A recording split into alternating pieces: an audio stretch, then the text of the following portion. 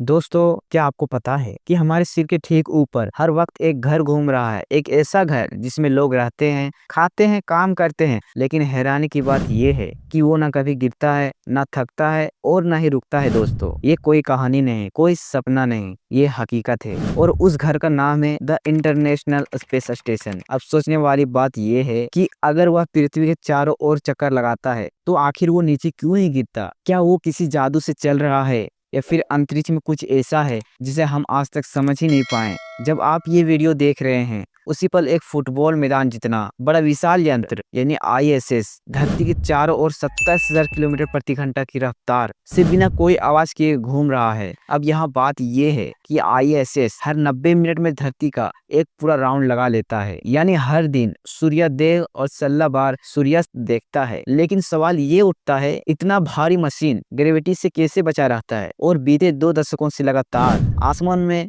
कैसे टिका हुआ है? दोस्तों, आज की इस वीडियो में हम जानेंगे उस स्पेस स्टेशन के पीछे की विज्ञान का कमाल, जिसे जानकर आप भी सोच में पड़ जाएंगे और कहेंगे, अरे वाह, ये तो कभी हमने सोचा ही नहीं था। नमस्कार दोस्तों, मैं हूं वासिफ। ब्राइट ब्रेन में आप सभी का स्वागत है। अगर आप मेरे चैनल में न्यू होंगे तो सबसे पहले सब्सक्राइब करें और नीचे दिए गए बेल आइकन को दबाना ना भूलें। तो चलिए टॉपिक पे आते हैं। अब जरा सोचिए, जब हम एक चीज को हवा में उछालते हैं तो वह नीचे जरूर गिरती है, लेकिन आखिर क्यों? क्योंकि अर्थ का ग्रेविटी उसे खींच लेता है। तो फिर स्पेस स्टेशन को क्या खास बना देता है? आखिर वो हर सेकेंड लगभग 27,000 किलोमीटर प्रति घंटा की रफ्तार से अर्थ को चक्कर लगाता है, लेकिन फिर भी वो गिरता नहीं। आखिर क्यों?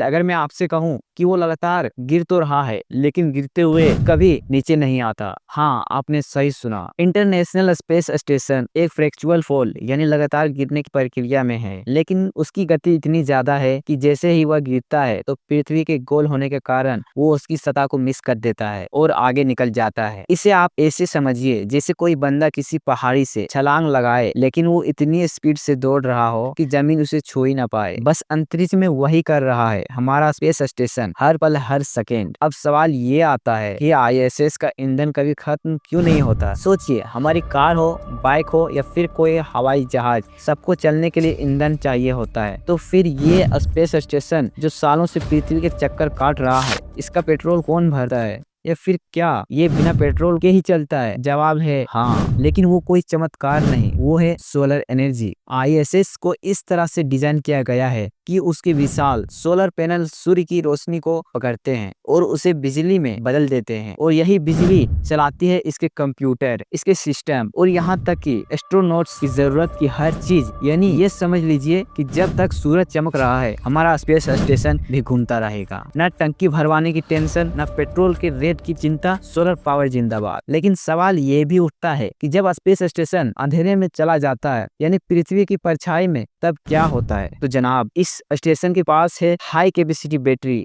जो दिन के समय सूर्य की रोशनी से चार्ज होती है और रात के समय पूरे सिस्टम को चलाती है, यानी हर हालत के लिए तैयार। दोस्तों, आपने सुना होगा चांद का गुरुत्वाकर्षण हमारे समुद्र में ज्वार लाता है। चांद इतना ताकतवर है कि वह हमारे विशाल समुद्र को खींच सकता है। तो सवाल ये है कि अगर चांद समुद्र को खींच सकता है तो फिर आईएसएस को क्यों नहीं? क्या आईएसएस चांद से भी ज्यादा दूर है या फिर उस पर चांद का कोई असर ही नहीं होता? असल में आईएसएस पृथ्वी के बहुत ही पास है, सिर्फ 400 किलोमीटर ऊपर। वही चांद पूरे 3,84,000 किलोमीटर दूर है, यानी चांद जितना पृथ्वी से दूर है उससे 1000 गुना ज्यादा पास है। आईएसएस जिस तरह पृथ्वी चांद को अपनी ग्रेविटी से टाइटली लॉक कर लेती है, उसी तरह पृथ्वी को ग्रेविटी स्पेस स्टेशन को भी मजबूती से पकड़ कर रखती है, लेकिन आईएसएस तेज रफ्तार उसे गिरने से बचाए रखती है। यही है उसका ऑर्बिटिंग मैजिक। और चांद वो खुद पृथ्वी की पकड़ में है। तो आईएसएस पर चांद का खिंचाव होता जरूर है, पर बहुत ही हल्का, क्योंकि पास वाली चीज यानी पृथ्वी ही ज्यादा जोर से खींचती है। आप ऐसे समझिए जैसे दो लोग आपको एक साथ खींच रहा है, लेकिन एक आपके पास खड़ा है और दूसरा दूर। आप किसकी ओर खींचेंगे? बिल्कुल उसी तरफ जो पास है। और वही हो रहा है स्पेस स्टेशन के साथ भी। लेकिन एक और सवाल जो किसी भी साइंस फिक्शन लवर के मन में जरूर आता है, क्या वहाँ रहने वाले लोग टाइम ट्रेवल करते हैं? सुनने में ये अजीब जरूर लगता है, पर जवाब है हाँ। थोड़ा सा हकीकत, थोड़ा सा साइंस फिक्शन। दरअसल आइंस्टीन की थ्योरी ऑफ रिलेटिविटी टेक्नोलॉजी के हिसाब से जब कोई चीज बहुत तेजी से चलती है तो उसके लिए समय थोड़ा धीमा होता जाता है। अब ISS लगभग 27,000 किलोमीटर घंटे की रफ्तार से घूम रहा है, तो वहाँ समय धरती के मुकाबले थोड़ा धीमा चलता है। यानी अगर कोई एस्ट्रोनॉट एक सवाल स्पेस स्टेशन में बिताता है तो वह धरती पर रह रहे इंसान से थोड़ा सा कम बूढ़ा होगा। जी हाँ, स्पेस में रहने वाले लोग सच में कुछ माइक्रो सेकेंड के पीछे रह जाते हैं, यानी वह भविष्य से थोड़े करीब होते हैं। ये टाइम ट्रेवल कोई एवेंजर जैसी चीज नहीं है, लेकिन विज्ञान की दुनिया में ये उतना ही रोमांचक है, और यही तो